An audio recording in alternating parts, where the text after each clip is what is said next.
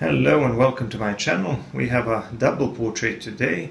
I'm going to be using colored pencils on a 1000 grit sandpaper, and I'm going to take you through the drawing process. The size of the paper is around 8 times 11 inches. I already have a simple sketch in place, and now I'm just going to go over with a black colored pencil. I'm going to go over the horns here at the top because I'm going to start working on the background. So like I said, this is a 1000 grit sandpaper. It's a textured surface that's going to allow me to layer and work both from dark to light and light to dark. I'm starting to work on the background, and I'm going to put down some green. This is like a mid-tone yellowish green. And I'm also going to use some brown and some grey. The reference photo will be in the description as usual. Mine is going to be a little bit different because I don't really intend to replicate the exact same colors. So now I'm putting some warm grey here. I have a couple of these light warm greys, and those are the colors that I'm going to use for the background, among others. As for the two main subjects of my drawing, it's an oxpecker and an impala, an antelope. These two have a symbiotic relationship because the oxpecker eats ticks and other bugs off the antelope's body. Anyway, once I put down enough of the pigment on the background, I'm starting to blend with a brush.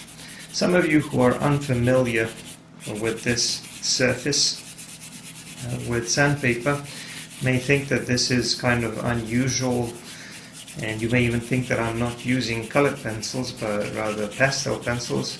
That's because this textured surface creates a little bit more residue that you can move around and blend a bit more easily than you would on regular paper, which is why colored pencils behave a bit differently on this surface.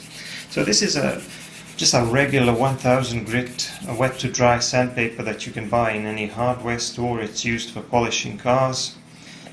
It feels relatively smooth, but it's still rough textured surface that grinds on your pencils and allows you to put in multiple layers. But more importantly, it allows you to work from dark to light, which will come in handy when I start working on the fur and some other smaller details on the main subject. So I did a part of the background here. It's relatively well blended. If you are, and I'm now starting to work on the horns. I'm going to use a little bit of black, a little bit of brown, so that this part of the horn would stand out against the background. So just a few more words about the background and the blending.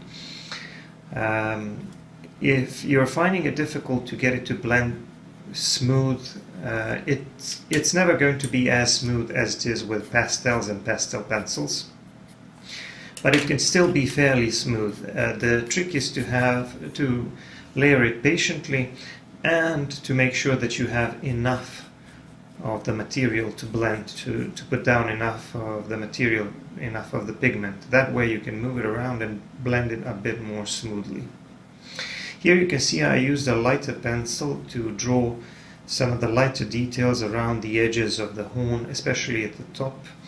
So the light source is coming from above, and all of the surfaces which are facing up or which are more exposed to the light are going to be illuminated. They're going to be of lighter value, which is why I used a little bit of light gray at the top, and now I'm using a light beige around the edges of the horn. The horn is well, how would I describe it? It's a cylindrical shape that tapers at the end, but it also has these ring-like shapes going around it, and in order to make those look three-dimensional, you need to shade them accordingly, meaning that the part of that ring-like shape which is facing up is going to be lighter, so I'm going to draw that with a lighter pencil, and under each and every one of those smaller shapes there's going to be a little bit of shadow. That's going to make them look more three-dimensional, and I'm going to get to that eventually, but right now I'm continuing to work on the background, and I'm still using grey colored pencil, and here and there adding a few other colors like a brown, maybe a little bit of nougat and green, just to make the background a bit more interesting. The general idea with the background is to create an out of focus bokeh background with just a few suggestions of shapes in the back. I'm not really going to try to draw anything specific, but what I do want to avoid is creating texture or having too many lines that are visible. I want it to look fairly smooth, or as smooth as you can get it to look, because I don't want the background to compete with the main subject. I just want the right colors, and I want to use the background to create contrast with the main subject, or the main subjects in this case.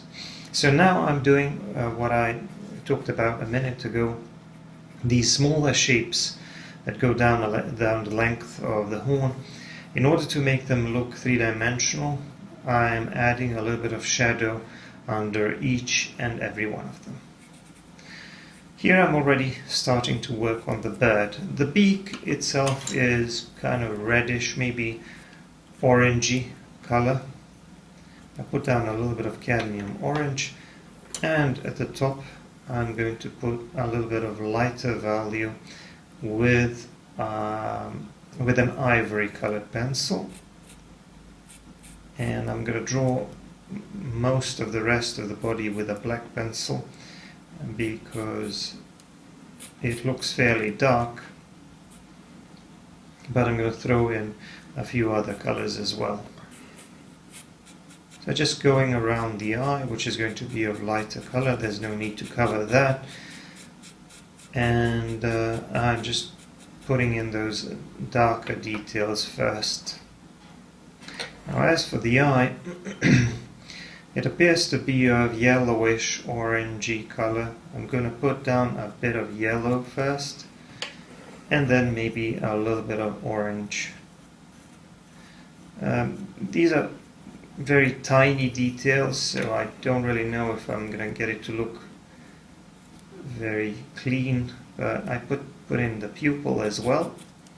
And now I'm shading around the head of the oxpecker, trying to establish a contrast between the top of the head, which is illuminated from above, and the background, which I'm going to make a little bit darker in that area, so that the oxpecker's head and the rest of the body would stand out against the background. So you can see the point of this background is not just to give some kind of a context or environment to the main subject. The idea is also to use the background to increase contrast and emphasize the shape, or whatever it is that is supposed to be your main subject. So it's all about shapes, and we can use value contrast to make those shapes easier to understand for the viewer. As you can see, I added a touch of brown and a little bit of grey to these feathers, just so that the color of the bird's feathers would be a little bit more interesting. The belly area is covered with, the chest and the belly area is covered with some lighter feathers, but I made the chest and the neck area a little bit lighter because it's facing up, and then I made the rest of the belly area a little bit darker with just a slightly darker grey because it's further away from the light source. These are just some of the subtle differences in value that you need to stay aware of, because you always need to stay aware of the position of the main subject relative to the light source. I'm going to talk a little bit more about the light source, but I'm now still working a little bit more on the background. The reason why I'm kind of switching back and forth between working on the main subject and the background is because I feel like in order to make more progress on the main subject, I always need to do a little bit more of the background. The reason for that is, of course, because I'm always paying attention to the amount of value in the background as well as the main subject, because I'm trying to create or have some sort of a contrast in value between the two. Because if I don't create enough contrast between the two, the main subject is going to kind of blend into the background, and that's not really what I want. I want the shape to stand out nicely against the background. So in some places there's going to be a little bit less contrast, in others there's going to be a little bit more contrast. In some places the background is going to be a little bit darker than the main subject, in other places it's going to be lighter than some parts of the main subject's body. I added a little bit more variation to the background. I added a bit more brown and even a touch of black here and there to get some of these areas of darker value. Now I'm drawing the bird's feet. You know, initially when I was analyzing the reference photo, I didn't really understand what that darker shape was, but when I looked a little bit better, I realized, oh, it's the bird's feet.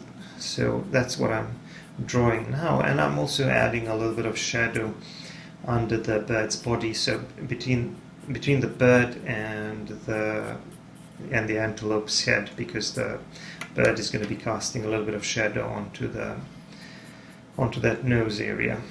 Anyway, I'm drawing the tail. Actually, I'm drawing a little bit of the nose behind the tail, and then the tail with a little bit of light brown. And I'm pretty much done with the bird. So now I'm going to be focusing mainly on the antelope and, of course, the rest of the background. Here and there you can see some specks of color. That's easy to clean up with a kneaded eraser if it bothers you. But regular erasers don't really work quite as well on this surface. Anyway, I'm drawing the eye. It's going to have a small elongated highlight here near the upper lid, and it's not going to be white, it's going to be a little bit more subdued. But first I'm drawing the darker shape with a black pencil, and then I'm going to put in the light grey for the catch light, for the highlight in the eye, for that reflection. I'm going to break it up a little bit so that it's a bit more interesting. And I'm going to make it a little bit lighter on one side with a light warm grey. I actually have a number of these light greys. Some of them are warm greys, others are cool greys. In this one, for this drawing, I'm mostly going to be using warm greys. Now I'm drawing a little bit more of the fur on the antelope, and I'm using a burnt ochre. Now if you look at the reference, it's not exactly the color that we need, but it's kind of similar. It's a bit darker, and it's a little bit more saturated, a bit more vibrant. But that's okay, because I'm going to be putting some other layers on top of it, and I'm going to be modifying that color. So it's a good base color to start with, because the color of the antelope looks kind of light yellowish, brownish, ochreish color. I don't really know. I'm throwing in a little bit of cinnamon, and once I have enough of the pigment, I'm just going to blend a little bit and then layer other colors on top of that. So here I'm doing a little bit more work on the horns, just deepening some of these shadows in order to make the horns, the surface of the horns, look a bit more three-dimensional.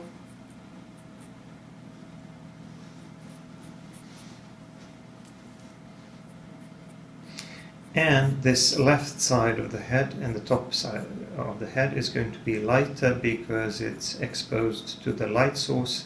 So I'm going over there with an ivory colored pencil. The ivory colored pencil is like a yellowish white, very light pencil. And you can see the contrast here. It's a lot lighter than the background. It's also a lot lighter than the rest of the body. I'm doing a bit of blending with a brush now. And when I block in the base color like that, when I blend, I mostly blend just to distribute the pigment a bit more evenly to push it into those areas which I couldn't get into with a pencil. I'm just adding some lighter and darker details around the base of those horns. And then there is this patch of lighter fur around the eyes. I'm going to use a little bit of white, but actually I'm going to use the light warm grey for the most part, because even though you can see that something is covered with white fur on an animal, if that part of the body is not exposed to the light source, if it's in the shadow, it's not going to be completely white. It's going to be a darker color, something like a gray or some other color. But it's definitely going to be darker than white. Anyway, this eyebrow area, there's a little bit more shadow there. I added a touch of brown and a little bit of black, and now I'm just refining the appearance of that part of the fur around the eye. Every time I draw wildlife or animals, and when I talk about drawing fur, you have to pay attention to the length of the fur and the direction in which the hair grows, and adjust the length of your strokes and the direction of your strokes, pencil strokes, accordingly.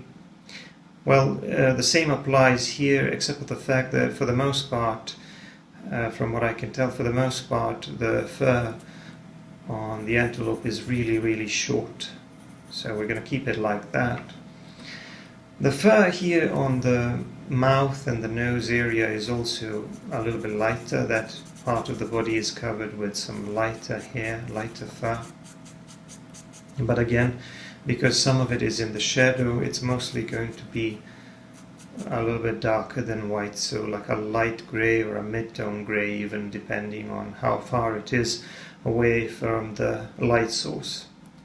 Just coloring in the rest of the head there, and now I'm going to do a little bit more work on the background. So as you can see, I'm kind of working segment by segment, and I find it much more relaxing to approach things this way, because if I were to try to block things all at once, I would have a big mess that I would need to refine bit by bit. This way I can just go segment by segment, and it's just a little bit more satisfying and a little bit less stressful for me to draw things in such a way. So I am doing a bit more work on the other horn, the one that is in front of the other one, that is closer to our viewpoint. And for the main colors, I used some burnt umber, like a darker brown, and now I'm using a little bit of burnt sienna, which is a reddish brown, but still a slightly darker color. But I wanted a little bit more of a reddish tone in there. And of course, for the shadows, especially at the bottom, I used a black pencil, because the part of the horn which is facing up, as you can see, is covered mostly with lighter value, and the part which is facing down is a lot darker. I'm just going over that one more time, adding a little bit more of those darker values, and then making a softer transition with some lighter pencils to better integrate those shadow areas into the rest of the shape of that horn. But it's also important for me to define the edge of the horn so that we can clearly see where one horn ends and the other one begins. So we need to have a clean edge to value, not just between the horns and the background, but between one horn and the other. And I'm defining that with a light grey pencil now, and I think that now we can clearly see that one is in front of the other, and we don't have like a blurry edge between the two.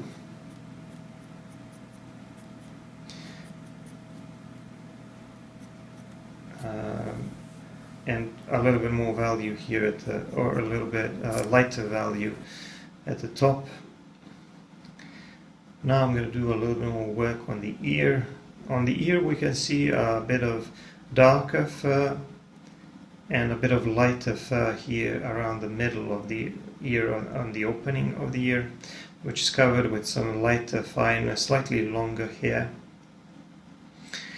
But because the ear is facing down and away from the light source, it's going to be covered mostly with darker gray, or maybe a few of those hairs will be a little bit lighter gray, depending on how much they are exposed to the light source. The top part of the ear, or the top edge of the ear, is going to be lighter. I did that with an ivory colored pencil again, because it's exposed to the light source, and then the rest of the ear is a little bit darker. The other side of the ear, these lighter hairs are also catching some light. And now I'm working on the texture of the fur on the head. As you can see, I'm going to be using some other colors, like brownish colors and even a touch of black here and there.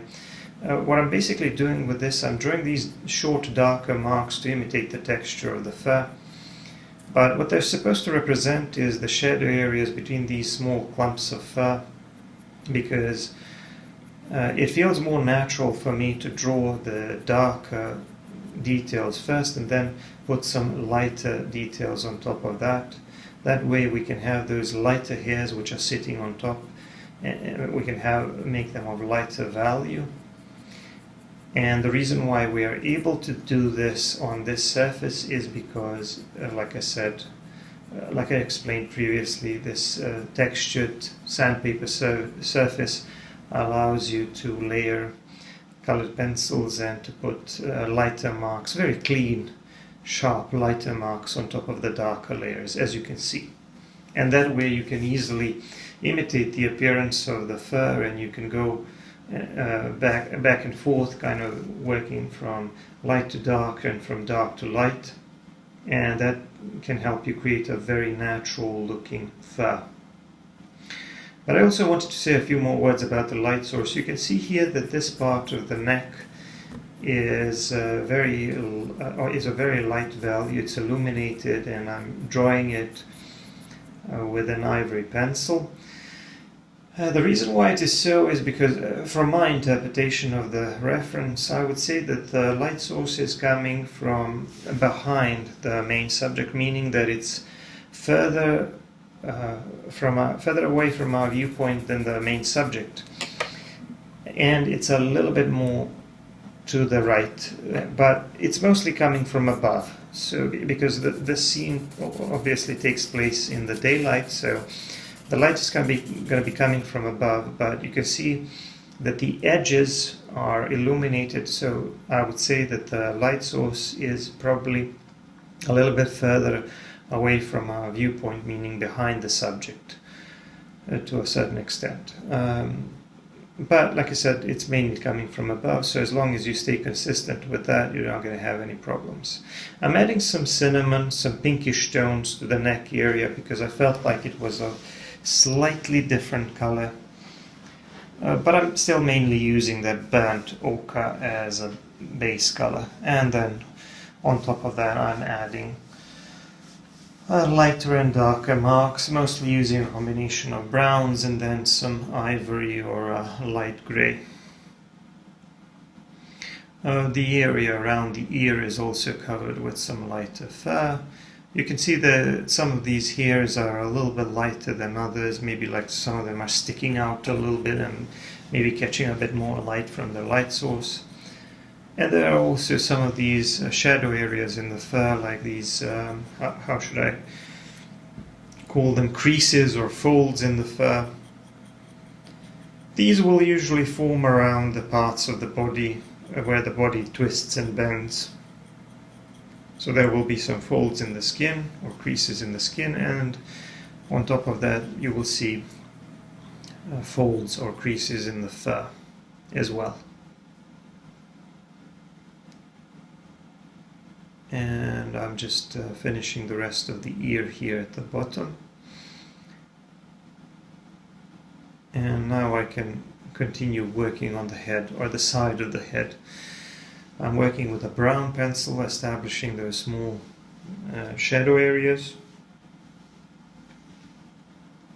And you can see that I'm putting in a little bit more of those darker marks around the neck, or between the head and the neck, because again, this is an area where we can expect to have some folds in the skin. So these are like shadow areas.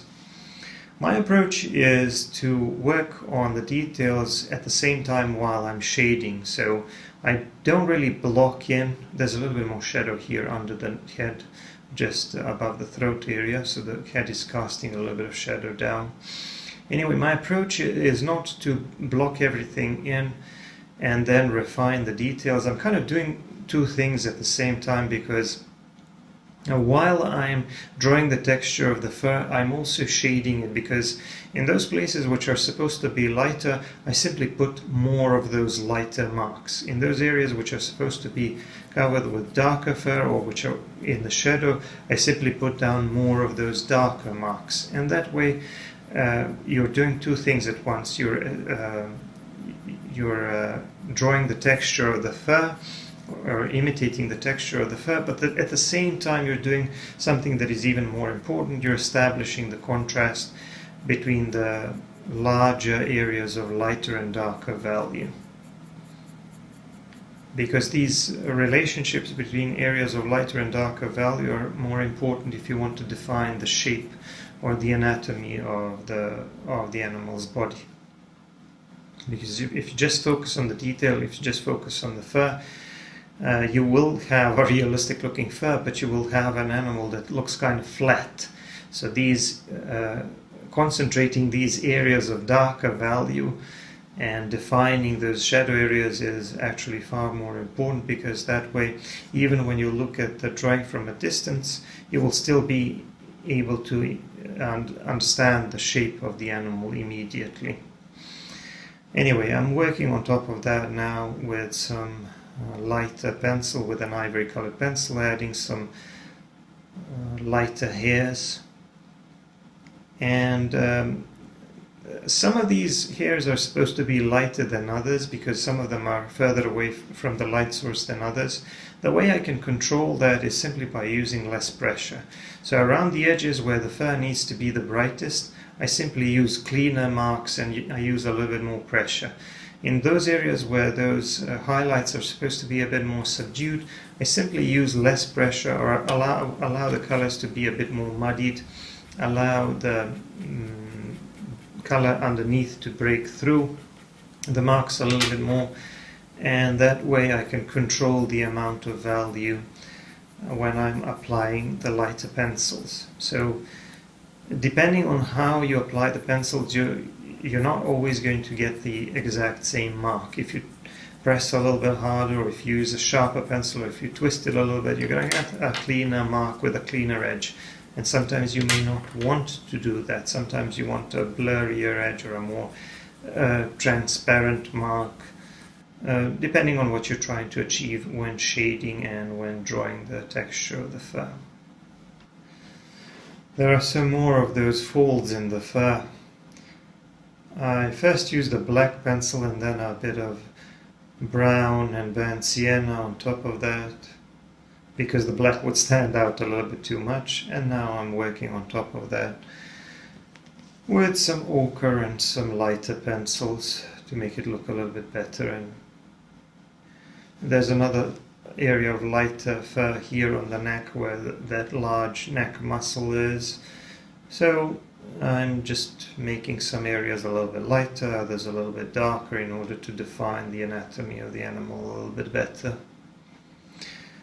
I'm shading the rest of the background here, starting with a grey, and as usual I'm going to add some other colors, like a little bit of brown, a little bit of green here and there. And then of course I'm going to blend everything with a brush. I usually use these bristle brushes. They can help you push the pigment into the grain of the paper, but you shouldn't overdo it.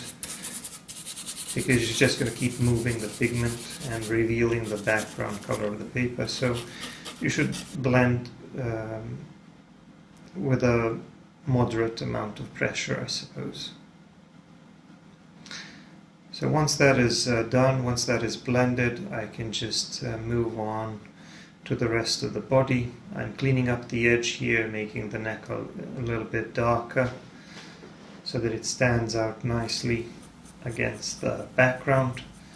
And we have a very nice contrast there between the shadow area on the neck and the lighter values in the background. Every now and then I add a touch of burnt sienna so that the fur wouldn't look too dull, so that I can make it a bit more interesting in places where we have some areas of maybe warmer shadow. And now I'm going to do the background here on the right side.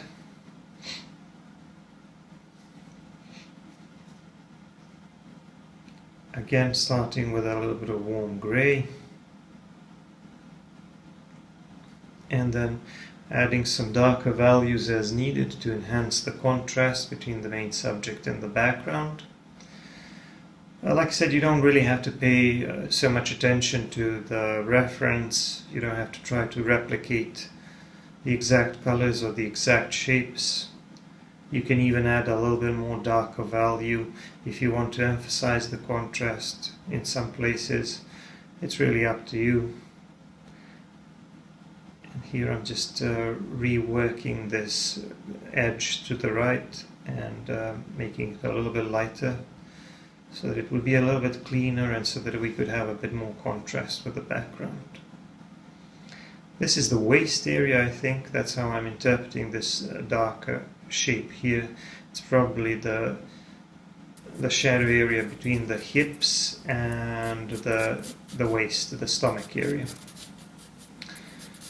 I'm adding a little bit more shadow there with a brown. I'm first going to put down a few of those shadow areas with a brown pencil.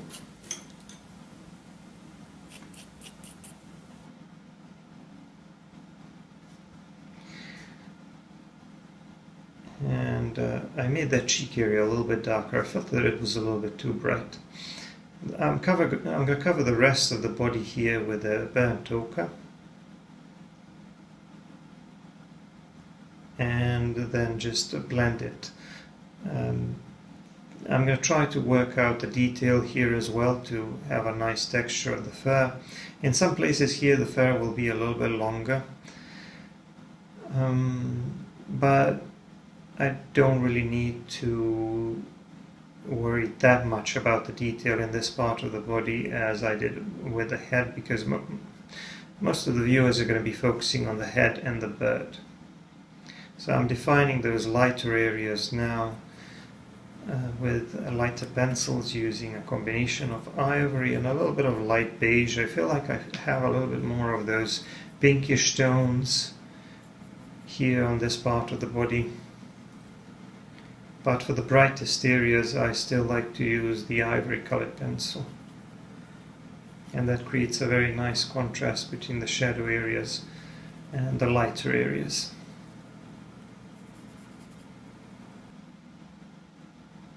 And because the neck is kind of twisting or bending towards us, there's a little bit more shadow there between the neck and that shoulder area.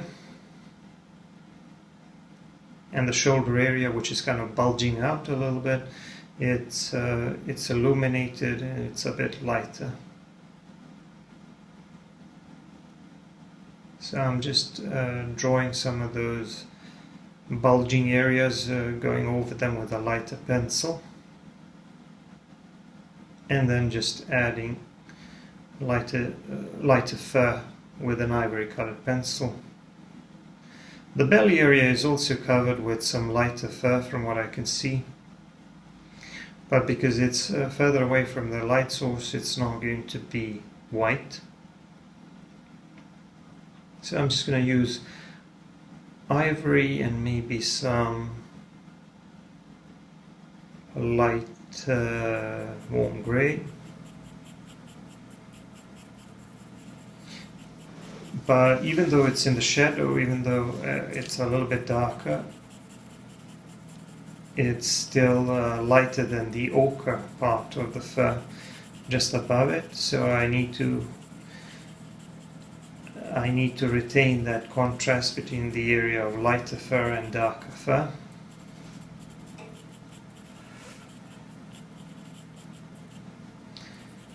And like I said, if I'm using a lighter pencil like an ivory and I don't want the area to be too bright, I can simply control the amount of pressure. I can just not press very hard and I get highlights which are maybe a little bit more subdued. So this part, this belly area here is a little bit lighter and the area above it is a bit darker.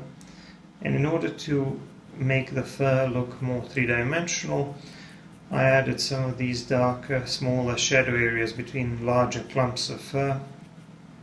I did that first with a black pencil and then with a brown pencil. And I think that made the whole thing, that gave the whole thing a bit more depth and dimension. It made it a little bit more three-dimensional.